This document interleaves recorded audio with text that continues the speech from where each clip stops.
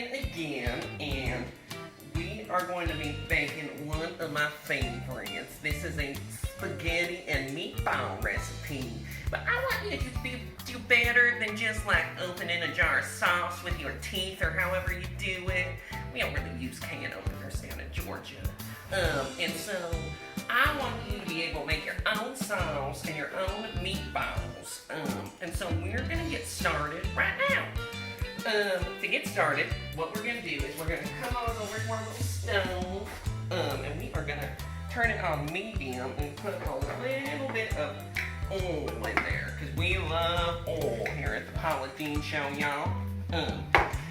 Once this heats up a bit, we are going to throw in about a cup of pretty thinly diced onion and about a couple cloves of garlic. And we're going to do something that I like to call sweating it out, which is where you cook this long enough and the onion gets kind of translucent, and then we're going to add it to our little meat mixture, because that way you'll get all those flavors in there. And we love flavor here at the Paula Dean Show, you know. I mean, I can't believe it's not Paula.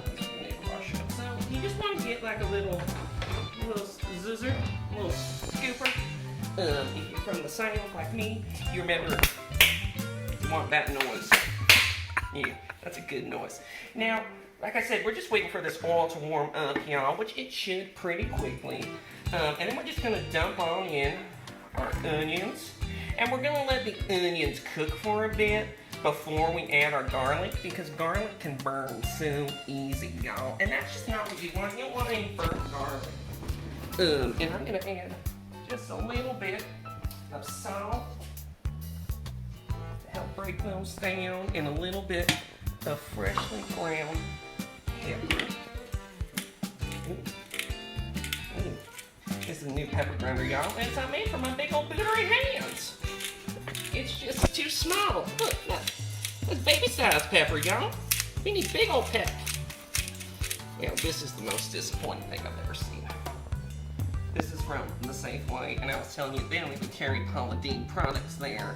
So, once again, the Safeway is giving us sadness. The only thing that we're going to add to this are some crushed red pepper flakes. And we're going to do that after the onions cook for a bit, because that will just give it like a little bit of heat to your meatball. And heat is so good in a little ball of meat, you know, because it warms up the mouth, and then it warms up your tummy. And that's just kind of something that we're all for.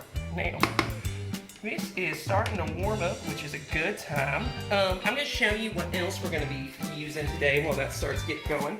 So in here is our meat mixture, and I have 1.5 pounds of hamburger and 1/2 pound of Italian sausage. So that equals 2 pounds. See, I told you, Mrs. Wentworth, I learned my math stuff. And then we're going to be doing a fun little breadcrumb mixture with our meat. Instead of using an egg, we're just going to do some breadcrumbs and some milk in order to bind that all together. Because sometimes eggs, you know, like I'm not having breakfast, I don't need eggs right now, y'all. And then we're going to make our own sauce with some crushed tomatoes, some onion, garlic, and some sweet basil. Now that's always a funky word, basil. Basil. Sounds a lot like nasal. Basil. Anyway.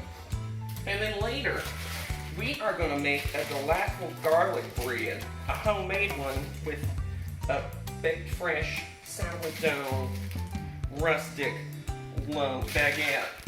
And I like to get the sourdough because, you know, I like that tang, that bite, like the buttermilk, because we all love buttermilk. We all love that tangy flavor.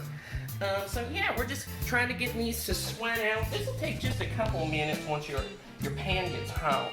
And the cool thing about this recipe is we are just really going to use one pan for everything except the pasta, which yeah, we're doing it's okay, you can get a box of pasta. I'm not judging. I'm Paula Dean, you gotta do it quick, y'all. But this is thick spaghetti, extra thick for extra big bootery bites. And that'll just fill your mouth real nicely, y'all. You'll just get like a big old bowl of spaghetti, and you'll just be so happy with it. And you can see these onions, they're starting to suck in all that flavor from that oil. And it's just starting to smell like sweet, sweet diced up onion. Which, if it was up to me, would be a perfume, y'all. I would do an onion perfume. Maybe an onion and garlic with a little bit of butter in there. Oh, just think how somebody that owns a perfume company, you can take that idea and call it Paula Deen sauce. And we just spray it all over yourself, and then you go to the store and people are just like, and they just want to eat you up, y'all. I'm telling you, you cook a meal, you don't change your clothes, and then you go straight on out to the store. And if you're single, people will be lining up to buy your groceries so that way you can cook with them and then they can eat you up. I think that's good. Yeah, that sounds good. But, you know, I'm Paula Deen, so I don't even worry about that anymore. These onions are just smelling good because we added a nice oil to them. Alright. So I'll show you the type of, while those are still sweating, I'm going to show you the type of mixture that we're wanting to get with these breadcrumbs. So you're just going to add about, we're going to eyeball it, and if you like to measure, I'm sorry, I would do like that, about 4 tablespoons of milk. And then I'm going to get a spoon to my boot, because I like to use my bootery hands for other things. But you're just going to kind of whisk that together, y'all. And you see how it's starting to get real goopy? That's like what I said, that's the consistency we're looking for. These are just some Italian-style breadcrumbs. Actually, we're going to add a little bit more milk, y'all. Just like we want it to be almost like a pasty goop, because that is really going to bind all of those meatballs together. And the nice thing about the breadcrumbs is they're just soaking up that milk. You see, like, oh yeah, just a little splash more, see? That's why we don't measure in Paula Deen's kitchen, because we never know what we're doing. All right, and that smells really, really nice. So, I just love adding little goopy splashes of milk. You could use half and half if you wanted. This was just cheaper at the store. Yeah, all right. And then for this meat mixture, we're just going to give it a little season with some salt and some more pepper. And we just, this is the worst pepper grinder I've seen in my whole dang life. Oklahoma, y'all. This is, well, grinded pepper for little baby centipedes or something. It's just so slow. All right. And then I do like to add just a little dash of chili powder in there. Okay. And then you're just going to kind of gently fold that flavor on in. And you want to mix up your different kinds of meat. You don't want to be too tough to it, y'all, because you want that to stay nice and aerated. So that way when we're cooking with it, it just gets nice. Now, the little secret here is now we're going to make like a little well. Like this. So when our onions and garlic are ready, we can just dump them on in and then fold them in. And we'll do the same for our breadcrumbs too, okay, y'all? Oh yeah, you can really hear those onions now. They're starting to really sizzle, which is, of course, what we want. We're sweating out. We're trying to get them nice and translucent, y'all. And, oh yeah. Oh, those are smelling mighty fine, y'all. All right, starting to get some steam. Yeah. Now I'm just gonna go ahead, now that they've sweat a little, we're gonna add that garlic on in. Once again, we do garlic later because it burns really easy because it's so small. Where our onions are thicker and bigger, our garlic's kind of small, and we don't want it to burn because that would be a bummer on our day. Nobody likes burnt garlic, believe you me. Then you're just gonna sprinkle in some of these red chili flakes. Now these, like I said, just give it a nice little heat. And you want to cook them down because they're kind of, you know how pepper's kind of hard? These are like seeds of pepper. And that's the Paula Deen official stance on red chili flakes. They're just seeds of pepper. I don't know what happens if you plant them. I assume a pepper plant will come up, but who knows, y'all? So yeah, we're just gonna let these sweat out a little bit longer so they're not raw going into those sweet meatballs that we're gonna make. But you can definitely see how they're starting to get more translucent, and that's really what we're looking for here. We're not necessarily browning them, we're just sweating them out. And these are just gonna add such a good flavor to those sweet, sweet balls of meat. Something that we all love.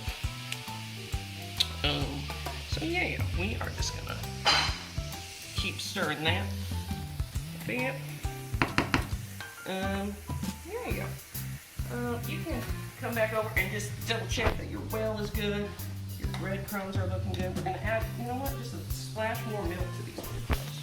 You want it really kind of white and goopy. There it is. That white goop is really what we're looking for. And then you can just give it like a sprinkle more chili powder. And then my secret to good meatballs is this Worcestershire. You know, they don't teach us how to say this in the South. It's a funky British word. So you can say it Worcestershire. You can say Worcestershire or Worcestershire sauce. So we're going to just put a couple dashes of that in there. Is this just English flavor? Yeah. Is it good? Yeah. Apparently you can add it to Bloody Marys too, and I think that's an important thing to know. Always when you're cooking, it's important to have some way to stay hydrated. Today, this is a cosmopolitan the drink in the South that we like to use. Now, alright, so that's about all we were looking to do with those. I'm just gonna dump them right in, y'all. I know they're hot, and this is hot, and that's just what we're looking for. Alright. And then we're going to put that right back on the stove because we want it to stay warm, because we're going to use that later to cook our meatballs in. Remember I said this is all just one pan. Whew. You know, something I didn't think about is this is very hot, and those are hot on your bootery little fingers, kids. So, they don't talk about that when you look up different people's recipes. And that's just, you can already smell the flavor that's coming out of there. It's very nice. And we're just trying to gently mix it around. Okay, and you can hear that nice squishy sound, which is another thing we're going for. And then we're just going to start adding in some of this breadcrumb paste, which is nice and cold, so it will cool back down our meatballs. And see how it's just all super easily coming together? Y'all, that is what we're looking for. I know you're thinking, breadcrumbs in my raw meat? Don't worry, you're gonna cook it all, and it'll be just fine. And that is something that we can do. Alright. So now, see how it's all mixed up and it's starting to get really airy? That's 100% what we were looking for. Alright, now we are just going to add another little touch of rinsing our hands before we open bottles. Once again, not something they taught me in the South, something they say I have to do now that I cook for people. So you just want to add, oh no. Y'all, my hands are so oily, I can't even open the oil. So another little healthy touch of some olive oil in there. Okay, and then you're just gonna bring your meatball mixture on over. You're gonna grab them and then just roll. You're gonna want to make them nice and big. You don't want a small meatball. I would say like golf ball size, y'all. And then you're just gonna set them on in that oil. And you'll hear they start to sizzle, which is a good sign. And see, now they're still sucking up even more flavor from that mixture that we made earlier. The onions and the garlic. And you don't want to overcrowd your pan, so if you're doing this and you have to do 2 batches, that's perfectly okay. And we're just going to cook these on here for probably about 10 minutes. And remember, they're not cooking all the way. This is just us browning them, and then we're going to finish them off in the sauce that we make. Alright, so after I get these all in there, I'm just going to brown them, and then we'll see you in just a couple minutes, okay, y'all? See you soon. Bye. Y'all, welcome back. We are just finishing up our last little meatballs, and some of them at the end didn't really want to stay apart because it turned into mostly onions, but that's okay. Like, we got beauties like this one, which is a very nice meatball. Now, I said earlier, we are going to use the same pan for everything today, but we're starting to get we want to get rid of some of this oil, because that's a lot of oil and grease, and you can just kind of blot it out, you know. Be careful that you don't start a fire, but just kind of blot all that out and just throw it in the bowl. Now we are going to add just some new oil, so it's a little fresh, and that helps cool down the oil that we got there. It's starting to get kind of hot, so you can turn your stove right on back down to medium. And then we're going to take, this is another onion and about 3 cloves of garlic, and we are just going to throw those right in. And you hear that sizzle? That is really what we're looking for, okay? And all of these brown bits, don't worry about those. Those are flavor, y'all. Those are things that we want. We are flavoring this sauce. Now, these onions and garlic aren't going to take too long to cook. See how quickly they're cooking, because I remembered to actually have the stove hot this time as opposed to last time. So Paula tricks are for kids. We're going to just give it a little bit more salt. We're going to give it a little more pepper. Alright. I cannot get over how garbage this pepper grinder is. What? I'm spinning my wheels at nothing, y'all. Alright. Maybe I just gotta shake it out.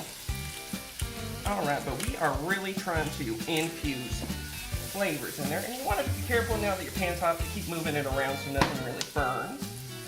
I am going to add just a touch of Italian seasoning, so just like some thyme and sage and rosemary. More basil. Now we are going to add in this sauce some fresh basil. And I know some people get scared when they see it, because it's like, how do I cut this?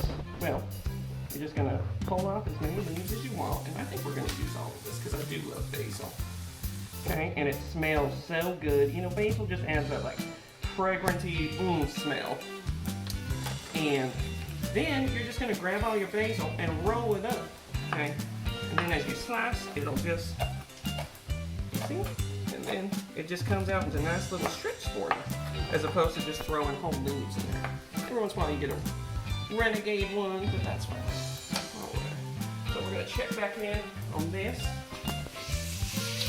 Now, you know I've been drinking my Cosmo here, and we need something to get all of that liquid off the bottom of that pan, because for all that crusty bits, because we want that in our sauce, but we don't want it to burn.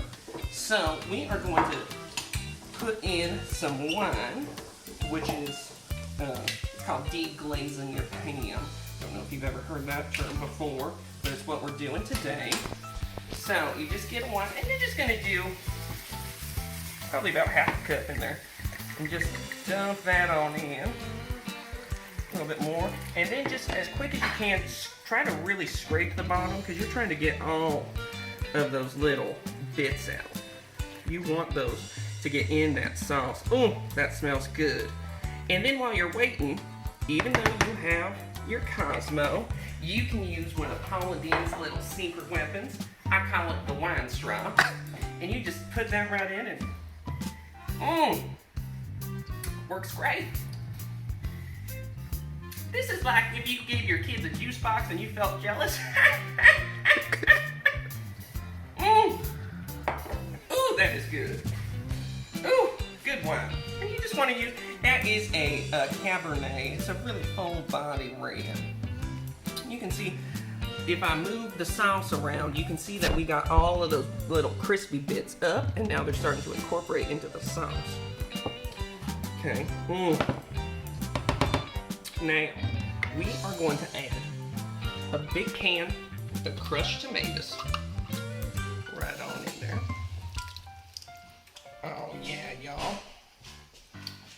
Yeah. And then just use your little spatula and just scoop all of that goodness on in. Oh yeah. That is going to thicken up nice. And then we're just gonna let this simmer. Now what I get is I get the crushed tomatoes in the puree, because then you get a little more tomato in there, and that's really what we all want. And you want this to kind of simmer together to get all those flavors in there for you. So then you can just add all of that basil that we chopped up. And that'll just really give it that nice fragrant smell. It's going to just make that sauce smell yummy. And then as you smell it, you'll have to kind of guess like where you want it seasoning wise. If you like things a little more salty, you can just add a pinch more salt. And I like things more pepper, but Oklahoma, this is the work every time. And we are just gonna let this kind of get up to a little simmer. We don't want it to really boil, because number one, boil is a hard word to say, and two, you're just gonna kind of run the chance of maybe burning your sauce. So you just have it on a nice medium heat and see how it's just all starting to really come together there. You can see the sauce is just a really beautiful purpley reddish color because of that nice wine that we added. And once it starts to get up to a simmer, that's when everything really gets melded together. It's hard to meld things together without cheese, but we're doing it today, okay, y'all? And we, once it gets a little more, something I like to do is I have my salted water. I'm gonna throw in a little bit of oil, and then I like to just get this right below a bowl. That way it's ready when my sauce is ready, and then you're not waiting, oh my sauce is ready, and now my water ain't boiling, you know? Not bowling. The bowling is fun, but my bootery fingers can just not hold the bowling ball, y'all. I try, and every time I just drop it right on my toes. Yeah, so you just want to keep this at just like an almost boil, which is gonna make sure all of those, everything's all ready at the same time. And we are gonna make, like I said, a garlic bread. I'm gonna do that probably off camera, but you're just gonna get a stick of beer, you're gonna put it in a bowl, and then you're just gonna knit some garlic up, slice that baguette, mix it all up with some salt and pepper, toast it in the oven for however long the bag says. Let's see what this one says, y'all. This one has no instructions. You would think that Paula would have known that being a professional chef, but yeah, like 350, and you just want that beater to melt and get all toasty, y'all. Ooh, it looks like our sauce is starting to, see how it's starting to bubble there? Now you gotta be careful with this because it'll get little cold and hot pockets in it. So you want, not like hot pockets that you would eat for your kids, though those can be tasty with a little bit of wine. But you just want to keep stirring to make sure it gets an even heat in there. And once all of it really starts to get that nice simmery boil on, we can just throw our meatballs back in. And it's really starting to get there. There's some good smells coming out of here. And you can see all of those yummy sauce parts that we've added. There's our onions, our basil, our garlic, and those chunky bits from when we cooked our meatballs. And that's all just gonna bring everything together. You notice a lot of the same flavors are in the meatballs. And that's just so you have a nice cohesive dish. And I think that that's something that's really important. Some people try to put in so many flavors and it's like, whoa, there's a lot going on in my mouth for good flavor. But yeah, so it is starting to, like I said, it's starting to do that boil. So we are just gonna set our meatballs right back in there. And they were already browned, so that's why we got that nice crust on them. That'll help them not dry out. But we're just gonna drop all of these back in there and let it simmer, covered, until these are done, which for the meatballs, probably about 20 or so minutes. Oh yeah, y'all. Oh, I cannot wait to get Paula Dean's face all up in there. And then, yeah, some of them fall apart like that one. And that's just, you know what, y'all? You're not perfect. Things happen. Alrighty. Gonna get our last little ball in there. Oh, yes. Oh, that looks to die for. Like I said, we're just gonna cover that. And we're gonna put it on a little simmer for a bit. And I will be right back with you when it's all done. See you in a sec, y'all. Bye.